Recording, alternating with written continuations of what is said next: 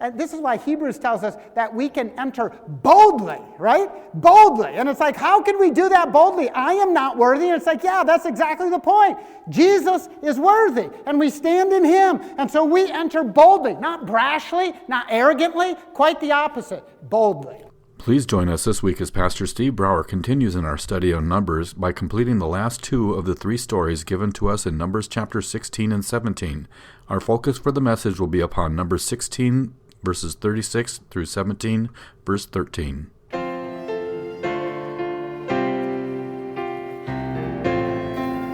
Turning your Bibles to Numbers chapter 16. What we see here in these three stories, we had covered one story last week and now two more stories as we consider really the argument against the people of Israel, against Moses and Aaron in their leadership positions. Maybe when you read this and we work through this and we try to put ourselves into the position of the Israelites, maybe you feel like, it's like, how did they not know that Moses and Aaron, that they were like the leaders from God? How is this like a surprise to them? God has made everything so very clear all the way along. But we do need to remember that much of what they were getting from God, right? So we're reading this and we're getting like a viewpoint that they would not necessarily have because it's written for us. So we're hearing conversations that God had with Moses, and we're hearing it from God, and it's like, okay, that's what happened. But if you can imagine, Moses enters into the tent of meeting and has conversations with God, and then he comes out and then he tells everybody, here's what God said. And sometimes what God says seems a little different than what they might have thought God would say. And nobody else is there. Nobody else is listening to that conversation. Nobody else is a part of that conversation. And so Moses keeps coming out and sharing these things, and sometimes they're new things, and you can imagine from that standpoint, okay, we have the inside scoop, we're watching it occur, we're seeing God talk to Moses, and we're going like, well, things are pretty clear. But for the average Israelite, they're going like, can we really trust this guy? I mean, after all, he wasn't exactly right about bringing us to the promised land. Things didn't work out great there. I know he blames us for that, but maybe there's some blame that should be placed on him. And then we think about the whole concept of what happened with Aaron. It's like, that's his brother. And he's making him really powerful. And then Miriam, that's his sister.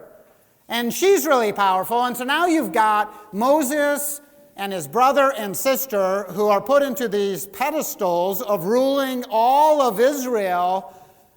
And there's a bunch of other people here. And weren't we kind of also a part of this? And is this really what God is saying or not? And they believed so much that it wasn't that they were willing to put their lives on it. And that's what happened in the first story. Is that Korah and those 250 leaders went forward to kind of challenge the notion that Aaron was the only one who was going to be allowed to present offerings before God. You know what's interesting, and I know this is the story we covered last week, but we have to get through it a little bit more as we get into this one. What's interesting is that the test that was presented to them was that they go and get their censers and bring them before the Lord, and all of them had a censer. How many of you have a censer? Now it's different because we don't offer up that way. But is it that different? After all, did every Israelite have a censer? Well, no, they wouldn't have. So who would have censers? Those who offered up sacrifices. And so why did all 250 have censers? Because before Aaron, the firstborn were the ones who offered up sacrifices. And these were the firstborn. And so they used to offer up sacrifices.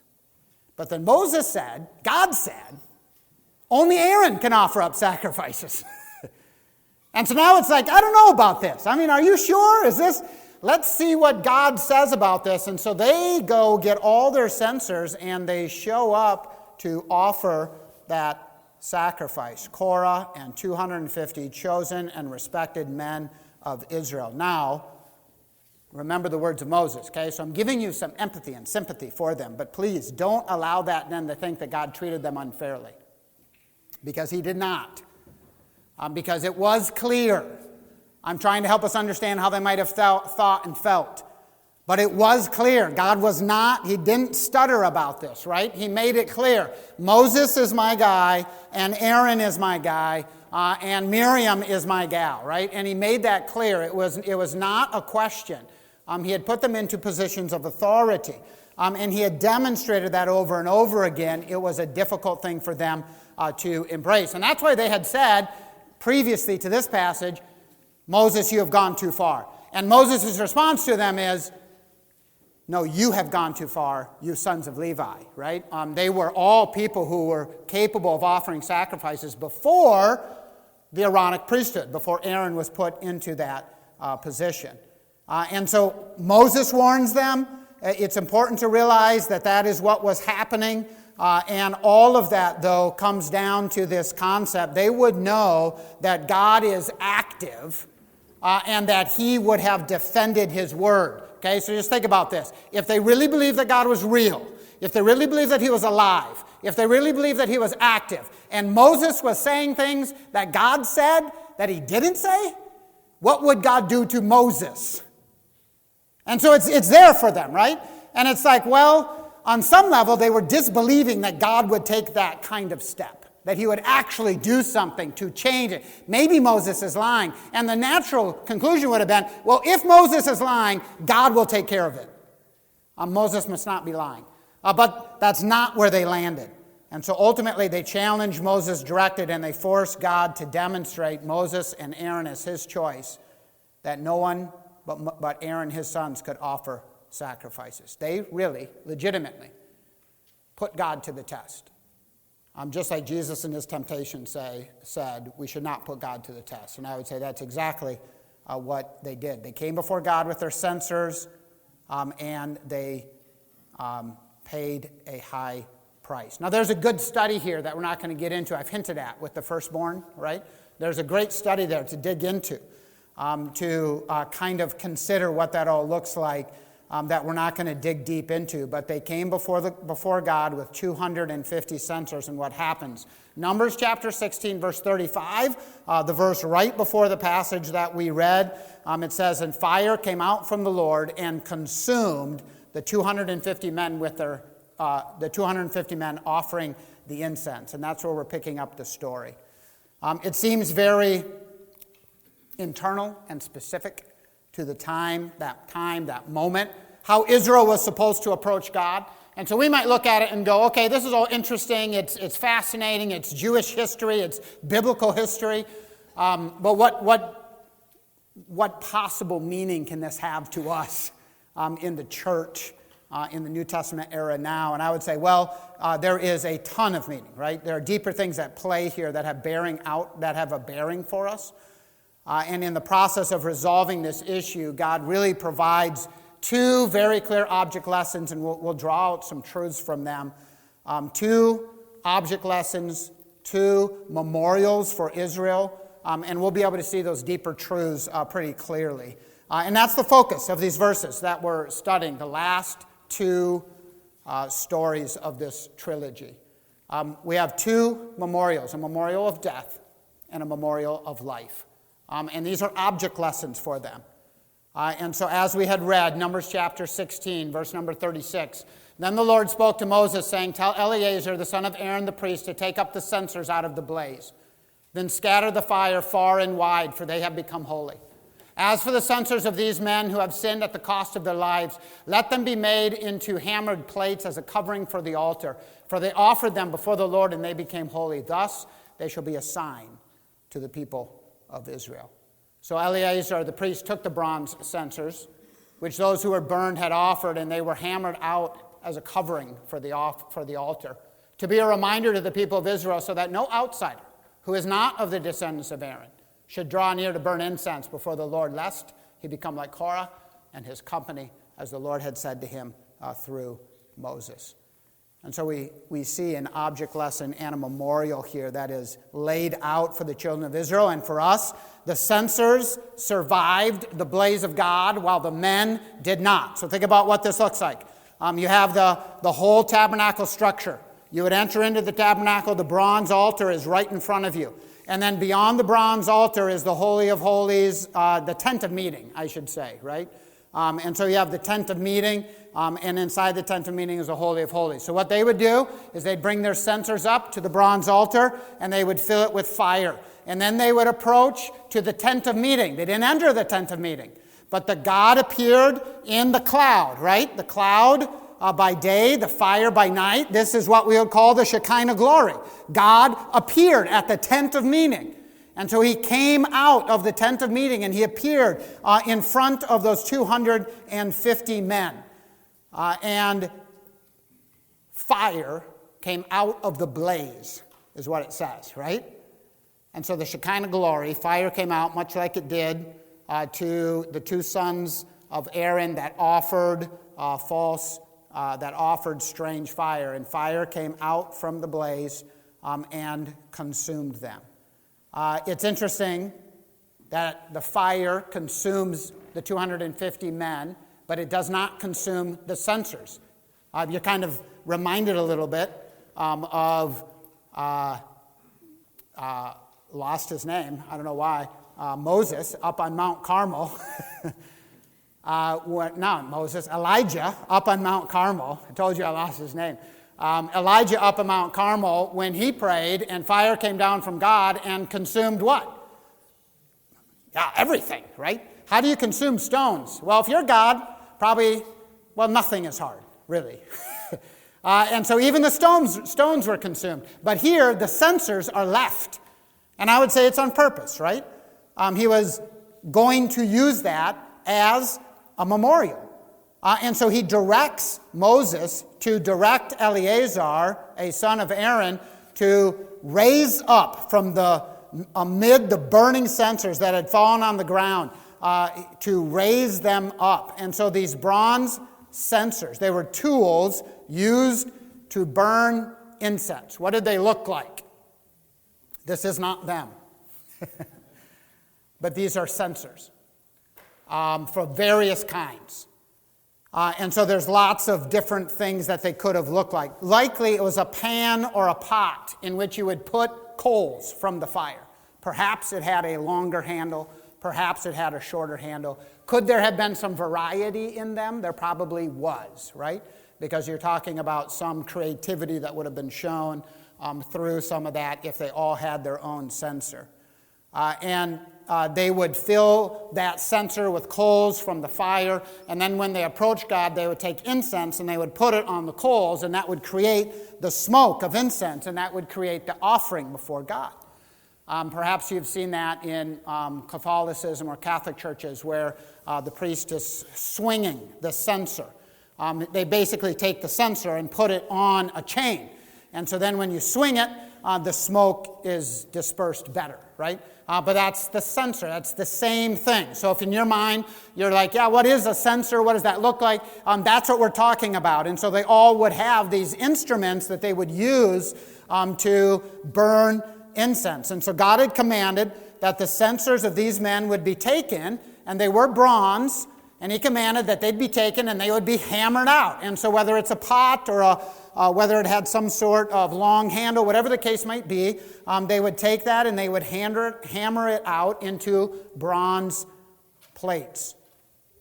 What would they do with the bronze plates? This is a picture of the bronze altar. The bronze altar was about 7.5 feet squared and about 4.5 feet high.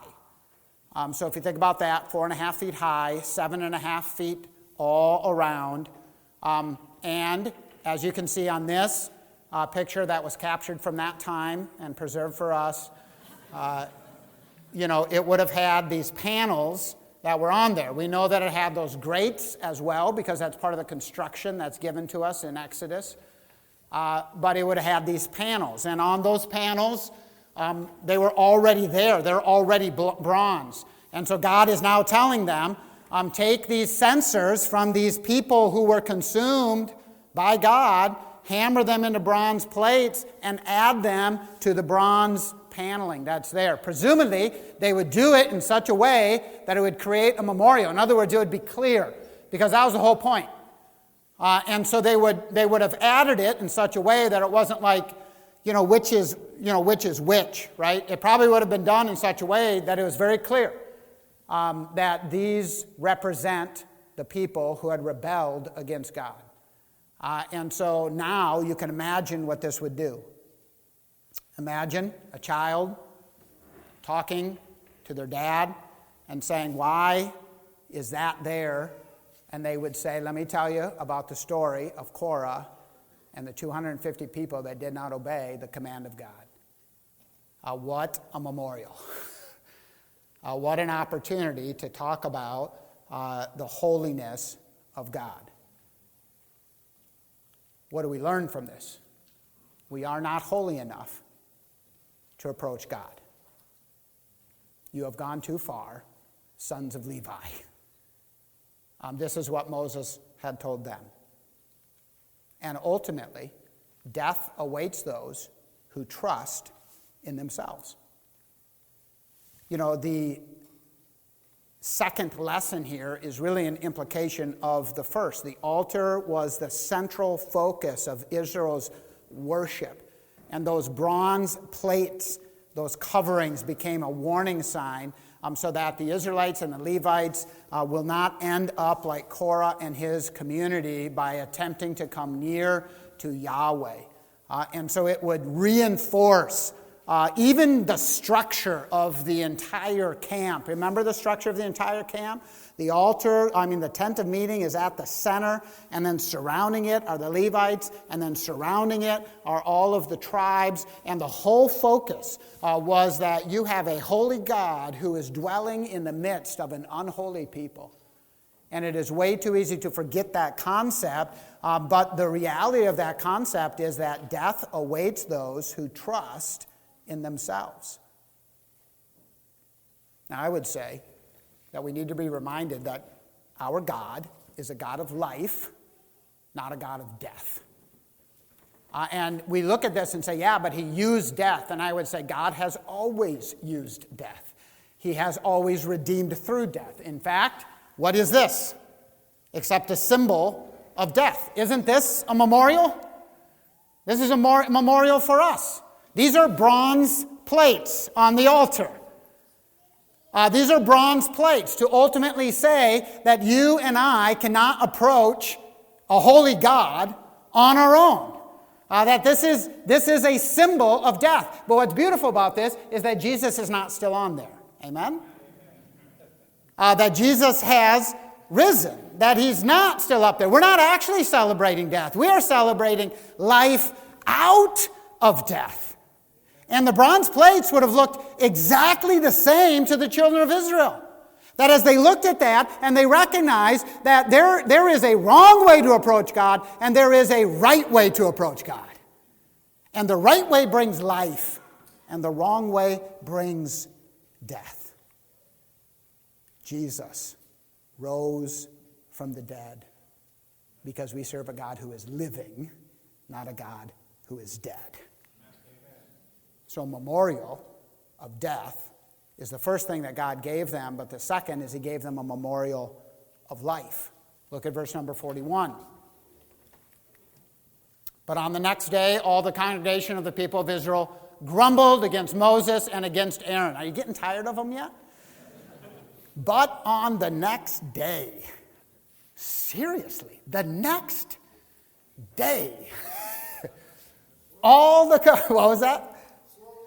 Yeah, slow learners. And we would all say, it resonates with us, doesn't it? It resonates with us. On the next day, all the people of Israel grumbled against Moses and against Aaron, saying, "You have killed the people of the Lord." And when the congregation had assembled against Moses and against Aaron, they turned towards the tent of meeting, and behold, the cloud covered it, and the glory of the Lord appeared. And Moses and Aaron came to the front of the tent of meeting, and the Lord spoke to Moses, saying, "Get away from the midst of this congregation, that I may consume them in a moment." And they fell on their faces. And Moses said to Aaron, "Take your censer, put fire on it." Okay, his censer, put fire on it from the altar, lay incense on it, carry it quickly to the congregation, make atonement for them. For wrath has gone out from the Lord, the plague has begun. So Aaron took it, as Moses said, ran into the midst of the assembly, and behold, the plague had already begun among the people. And he put on the incense and made atonement for the people. And he stood between the dead and the living. And the plague was stopped. Now those who died in the plague were 14,700, besides those who died in the affair of Korah. And Aaron returned to Moses at the entrance of the tent of meeting when the plague was stopped. Persistent unbelief. Persistent unbelief. That pronoun at the very beginning of that, verse number 41, it says the you, it's emphatic. It's an unnecessary addition that kind of fronts the whole statement. It's like this. You are the ones, not God, who have killed the people who belong to Yahweh, right? They're like saying, you are the ones, Moses and Aaron. You've done this. You're the ones, not God. It says, by the way, we're not blaming God. We're blaming you guys. You guys did this, right? They were grumbling against Moses and Aaron, and their grumbling may well derive from this kind of obstinate unbelief that's now chafing in the grief of death. Imagine this. It is really easy to blame leaders of not doing everything exactly the way that we think they should. And here they are looking at Moses and Aaron and saying, okay, so the 250 got it wrong and you killed them, Moses and Aaron? Couldn't you have figured that out a different way? Why did you kill them? Why did you do it that way? Now they're dead. Couldn't you have done a different test? Well, the truth was, that was God. That wasn't Moses and Aaron. But yet they were quite happy to blame them. More treacherously,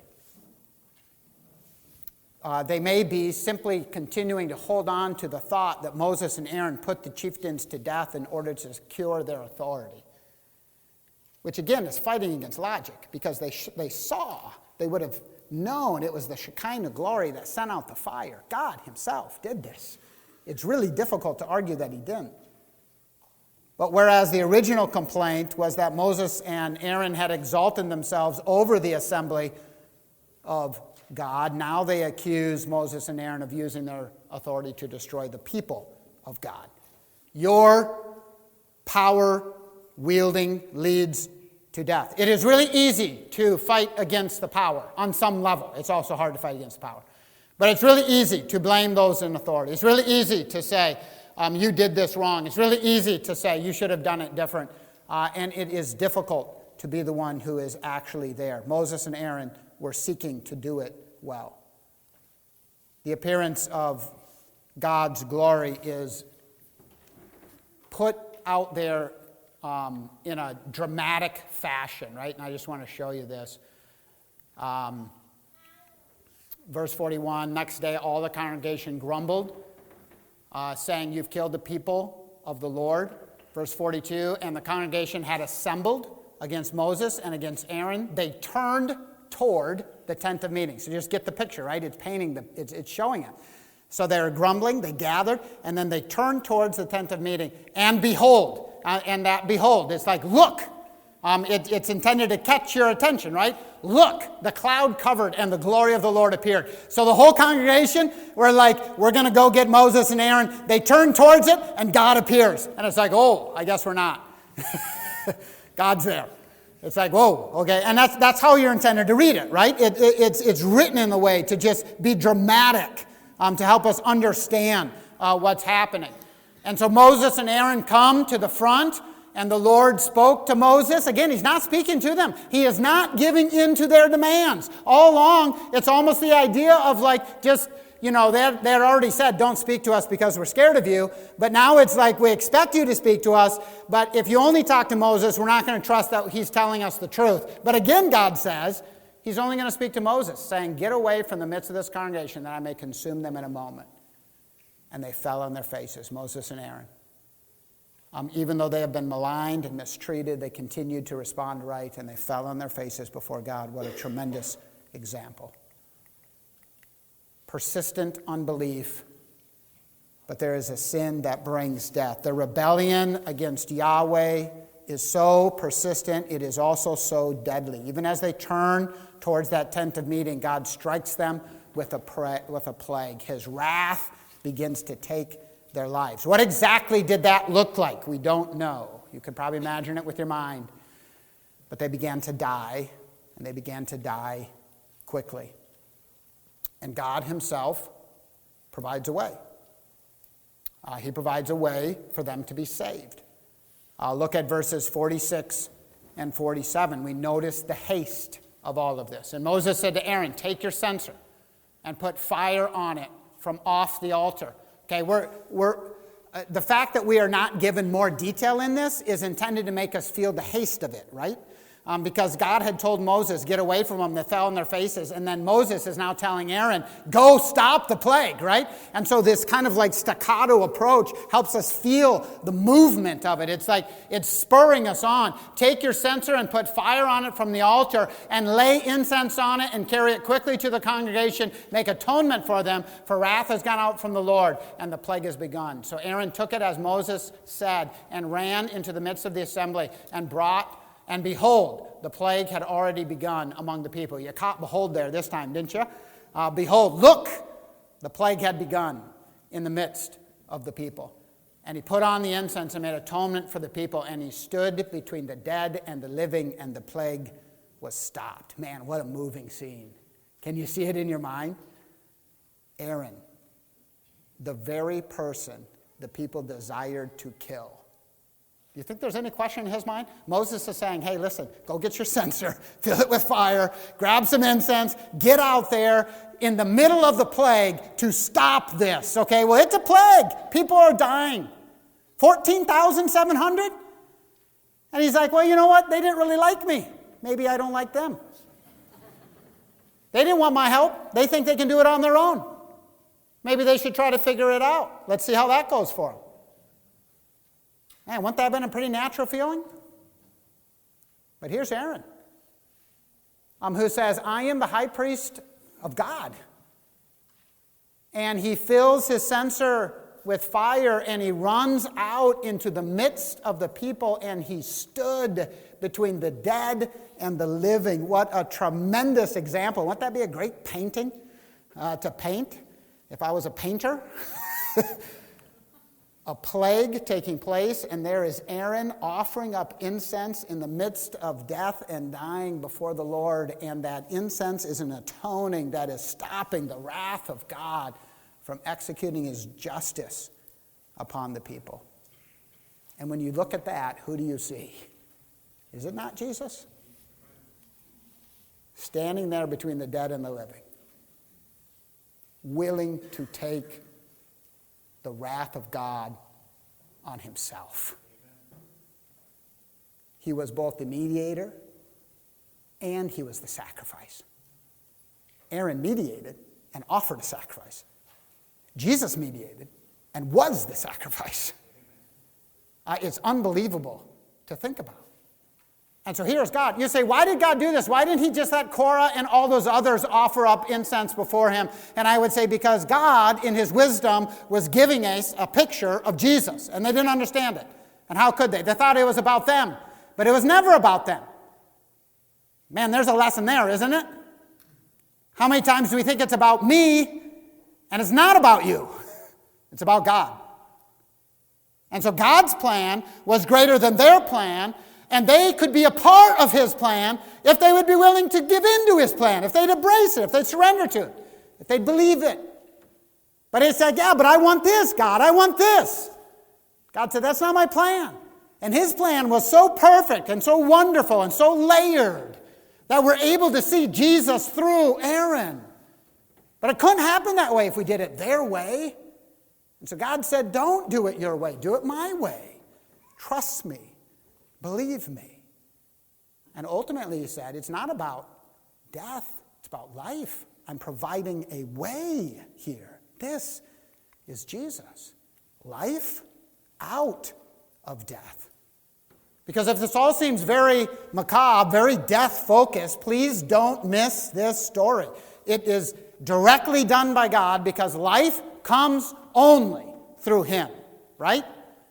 He is the source of life. It comes through nothing else. Life only comes through him. And so we see this laid out here in the next story. Numbers chapter 17, verse 1 through 7.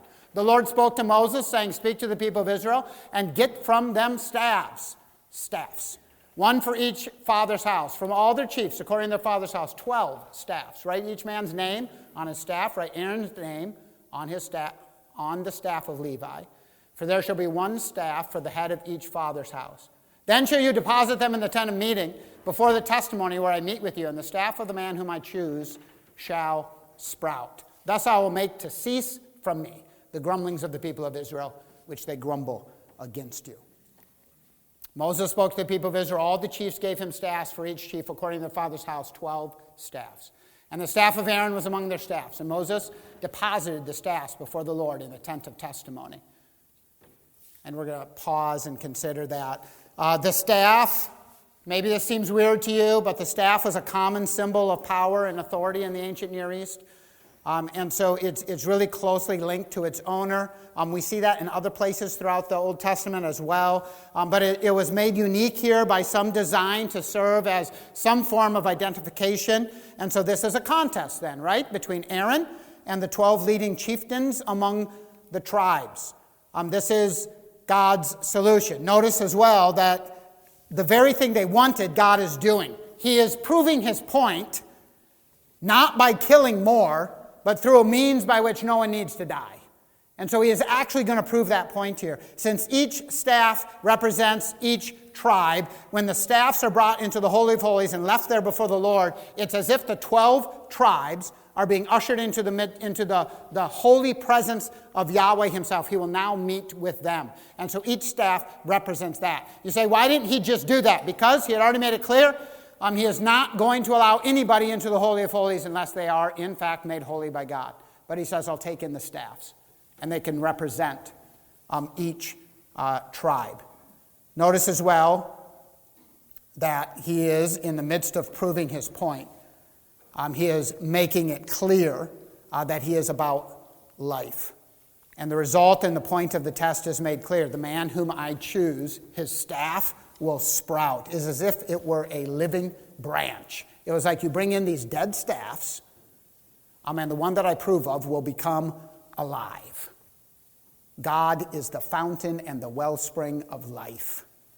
When we think about holiness, if you think about holiness with fear, you're misunderstanding holiness. Holiness is abundant life. Holiness is where life comes from. The unclean, whatever is polluted with or smacks of death, cannot enter absolute life without being obliterated. But he can give life. And so verse 8, on the next day Moses went into the tent of the testimony, and behold, the staff of Aaron for the house of Levi had sprouted and put forth buds and produced blossoms, and it bore ripe almonds. Because why would it not, right? No, truly, it is. It's the right thing, and we'll talk about it. Then Moses brought out all the staffs from before the Lord to the people of Israel, and they looked, and each man took his staff. And the Lord said to Moses, put back the staff of Aaron before the testimony, to be kept as a sign for the rebels. What's the testimony? He's talking about in the Ark of the Covenant, right? He's talking about restoring it there, that you may make an end of their grumblings against me, lest they die. Thus did Moses, as the Lord commanded him, so he did. And the people of Israel said to Moses, behold, we perish, we are undone. We are all undone. Everyone who comes near to the tabernacle of the Lord shall die. Are we all to perish? They understood the holiness of God. In a kind of unnecessary, I shouldn't say it that way, excessively abundant demonstration that would have dispelled any doubt. Aaron's staff not only had sprouts, okay, it's a dead staff, it not only had sprouts, but it had abundant life and vitality. In fact, those three actions in that verse brought forth,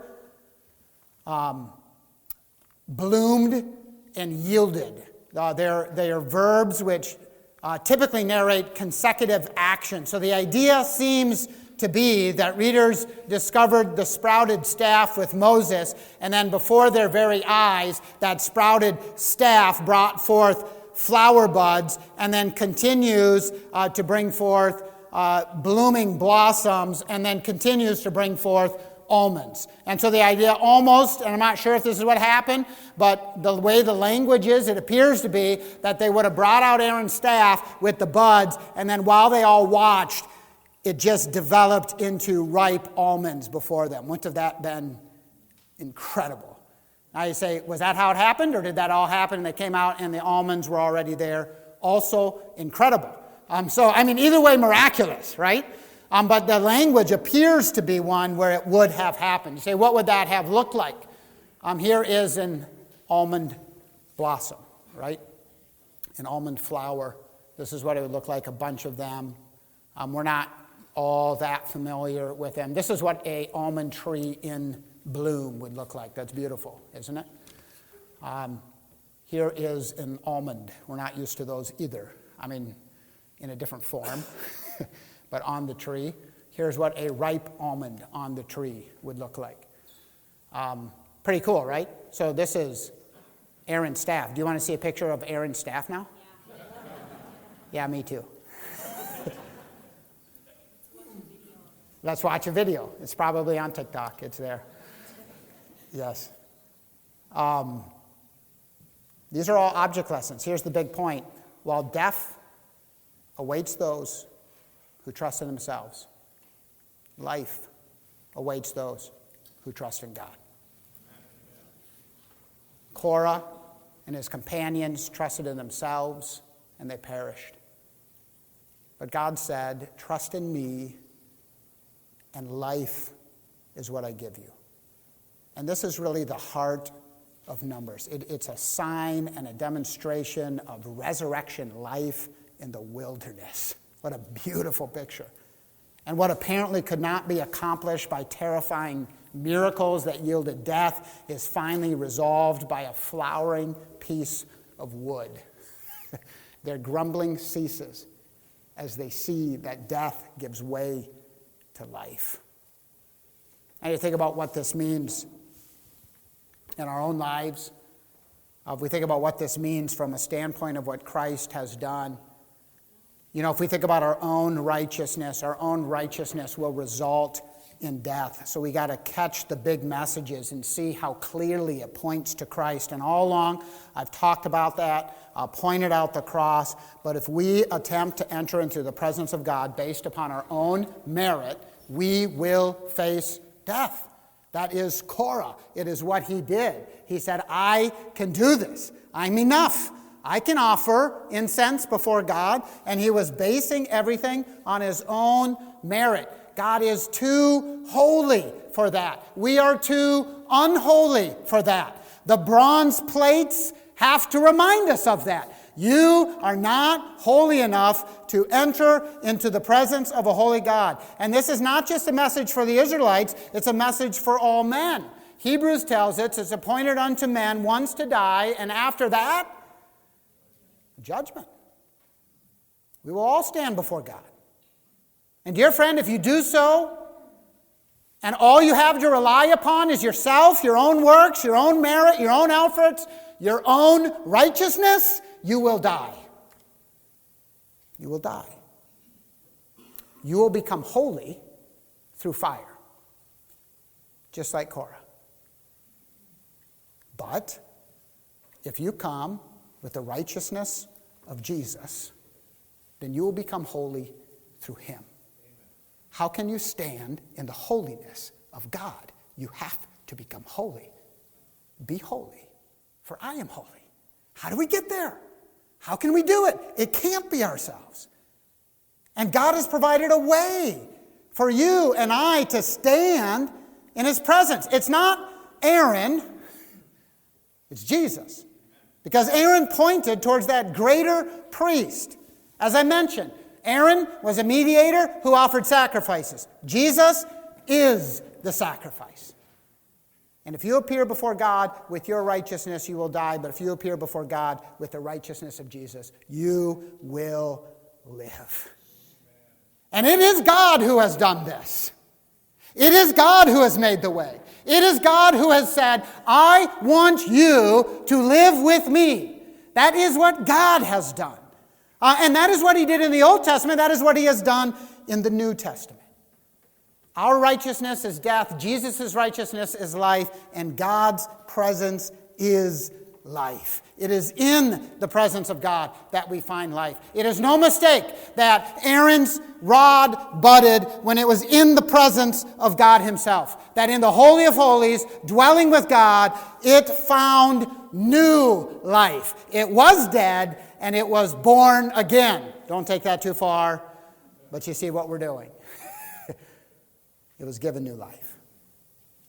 Because all life is from him. And dear friend, even as believers, when we leave him, we leave life. Haven't you felt that in your own life?